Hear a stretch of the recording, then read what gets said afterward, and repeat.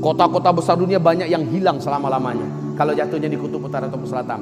Tapi kalau jatuhnya ke daratan, dan ini yang persis dalam ayat, ini yang persis dalam hadis Nabi, kalau jatuhnya di daratan, kata Nabi SAW, akan menimbulkan ledakan yang teramat sangat dahsyat. Jarak 100 sampai 200 km, semua kehidupan yang ada menjadi karbon. Lalu hantamannya begitu dahsyat, partikel-partikelnya langsung membumbung ke udara. Gelombang kejutnya menimbulkan kekuatan 800 km per jam, sehingga partikel-partikel yang begitu tebal tadi langsung segera membungkus bumi. Bumi ini gelap gulita. Menurut Michel Penn, berbulan-bulan gelapnya.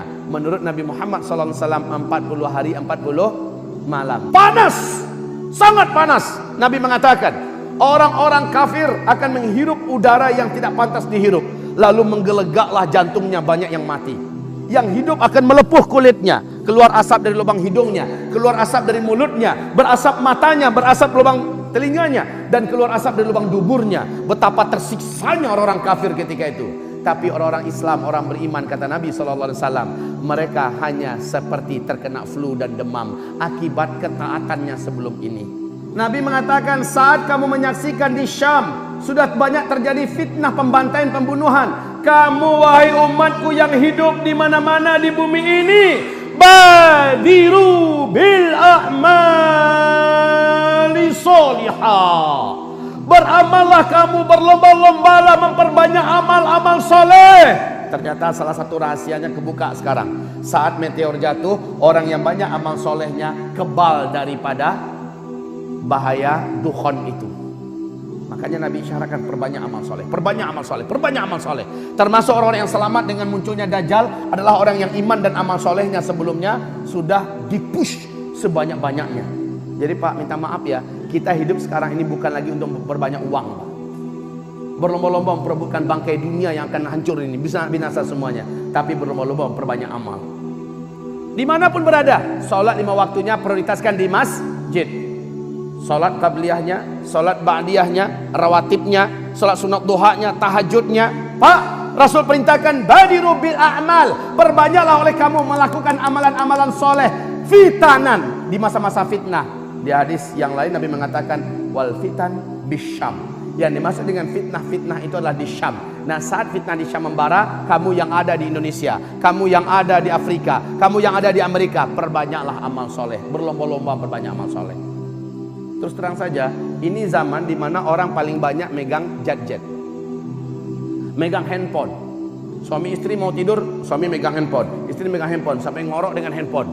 Al-Quran sudah lama ditinggalkan. Sambil nunggu mobil, sambil nunggu trans, ya, mobil trans, atau di dalam mobil juga sambil bergelantungan handphone. Al-Quran sudah lama ditinggalkan. Padahal Al-Quran termasuk penjaga yang paling sempurna ketika hari huru hara. Dari sekarang, Pak, dari sekarang kamu hamba Allah yang kami muliakan, bro. Setelah ini terjadi, nah, dilanjutkan oleh Michel Penn. Michel Penn melanjutkan bahwa ketika meteor ini menghantam bumi, meteor itu mengandung siderite. Apa yang disebut dengan siderite? Kandungan zat besi, Pak, yang padat. Saat dia menghantam atmosfer bumi kita, terjadi dentuman yang sangat besar, seluruh bumi bisa mendengarkan.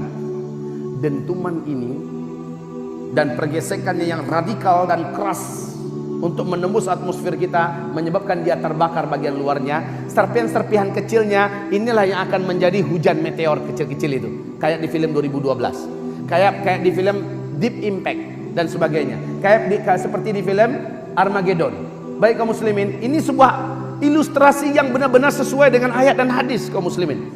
Kemudian kata beliau, siderite tadi, kandungan zat besi yang ada pada meteor ini akan menimbulkan medan magnet yang sangat kuat.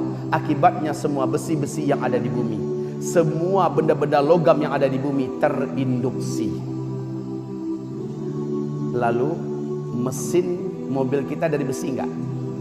Satu komponen dengan komponen yang lain sudah terinduksi dan saling lengket, Pak. Di starter mobil udah nggak bisa jalan. Begitu juga helikopter, pesawat, kapal-kapal, pabrik-pabrik, industri-industri, betul-betul macet semuanya, macet. Bukan macetnya sementara, forever. Inilah dia kenapa teknologi itu berhenti total, karena adanya hantaman meteor yang di dalam meteor itu mengandung siderite. Siderite ini menimbulkan medan magnet. Saat dia bergesekan dengan atmosfer, semua benda-benda logam dan besi yang ada di bumi akan terinduksi berhenti. Sebagaimana siderite ini juga menimbulkan gelombang elektromagnetika yang sangat tinggi dengan tegangan yang sangat tinggi. Akibatnya semua sinyal-sinyal di bumi akan terhenti secara spontan.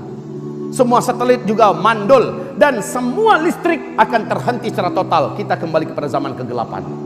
Kaum muslimin yang kami muliakan, dan NASA Amerika mengumumkan bumi kita pada saat ini sedang berada di tengah-tengah arus sungai meteor. Allahu Akbar.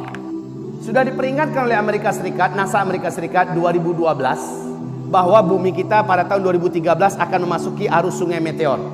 Diperkirakan 2013 sampai 2016 baru lepas dari arus sungai meteor ini, akan ada hantaman 1300 meteor menurut NASA. Ternyata benar Pak. Pada tanggal 15 Februari 2013 meteor pertama masuk menembus atmosfer bumi kita dan jatuh di Siberia, Rusia. Masih ingat nggak? Ini meteor pertama. 1200 korban. 30.000 gedung-gedung yang ada kacanya hancur. Ya, meteor ini beratnya 70.000 ton. Nasib baik jatuhnya tepat di danau es, Pak. Sehingga danau itu langsung menggelegak dan membentuk kawah yang berapi. Luar biasa. Untung meteornya kecil. Pada tanggal 14 April, meteor kedua menembus lagi lapisan pertahanan bumi yaitu atmosfer dan tepat jatuh di Argentina. Tapi nasib baiknya Pak, tidak sampai ke daratan. Dia meledak di atas udara negara Argentina di malam hari Minggu. Saat itu sedang ada konser musik raksasa. 9 kota langsung terang benderang beberapa detik. 7 November jatuh lagi di Los Angeles. Masih 2013. Ya. Tahun 2014 meteor di malam hari banyak negara-negara bisa menyaksikan melintas di negara mereka. Bahkan Indonesia sering menyaksikan ya di malam hari. Ratusan ribu meteor melintas di atas negara kita Pak. Alhamdulillah nggak nabrak bumi kita. Nah yang kecil-kecil 2014 banyak yang kena Pak. Tapi meledak-meledak semuanya, hancur-hancur seluruhnya di atmosfer kita. Akan terjadi perubahan banyak bentuk. Dan akan terjadi hujan meteor. Para sahabat bertanya, qala rajulun minal muslimin wa mata dzaka ya Rasulullah. Wahai Rasulullah, kapankah itu terjadi? Nabi menjawab, idza zaharatil qainat al-ma'azif wa syuribatil khumur. Kalau di bumi ini pada umatku sudah banyak bermunculan penyanyi-penyanyi wanita. Ini yang pertama. Yang kedua kata Nabi, wal ma'azif, apabila di tengah-tengah umatku di bumi ini sudah banyak umatku yang menggandrungi musik dan menyebarnya musik. Sudah apa belum semuanya? Yang ketiga kata Nabi, wasyuribatil khumur, apabila khamar tua, arak sudah diminum secara formal dan legal, menyebar juga di mana-mana. Masya Allah. Bahkan istana kita saja dalam tayangan TV sudah tidak malu-malu petinggi-petinggi negara kita saling tos-tosan sementara di dalamnya adalah arak. La haula wala quwata illa billah. Dunia yang ada di tangan kita sekarang jangan dibuang, tapi jadikan untuk sarana mendekatkan diri kepada Allah. Bantu agama Allah ini sekuat-kuatnya, sebisa-bisanya, dan rekatkan hubungan hati dan persaudaraan sama Ahlus Sunnah wal Jamaah. Jangan mau pecah belah dan dihasut. Udah dekat Pak waktu kita. Jangan mau dipecah belah dan dihasut. Wahai umat Islam, bersatulah, bersatulah. Kita akan memasuki zaman yang paling berat di mana tidak ada gunanya perpecahan pada saat itu. Makin kita bersatu, makin kita kuat, insyaallah ta'ala. Demikian dari saya. Semoga hidup kita setelah ini lebih jujur, lebih amanah, lebih istiqomah, lebih bersemangat untuk beramal soleh, dan jangan abaikan dunia. Kata Nabi, kalaupun besok kiamat pasti terjadi. Hari ini masih ada satu butir kurma di tangan kamu, tanam hari ini. Padahal kurma baru dimanfaatkan 5 tahun ke depan kan. Itu menandakan apa? Nabi tak suka kalau umatnya mendengarkan kiamat lalu hilang semangatnya. Justru yang terjadi adalah semangat terus, ngejos terus. Mari Bu, kita istighfar kepada Allah Pak. Astagfirullah, astagfirullah, astagfirullah. Subhanakallahumma wa bihamdika asyhadu an la ilaha illa anta astaghfiruka wa atubu ilaik. Wabillahi taufiq wal hidayah. Wassalamu alaikum warahmatullahi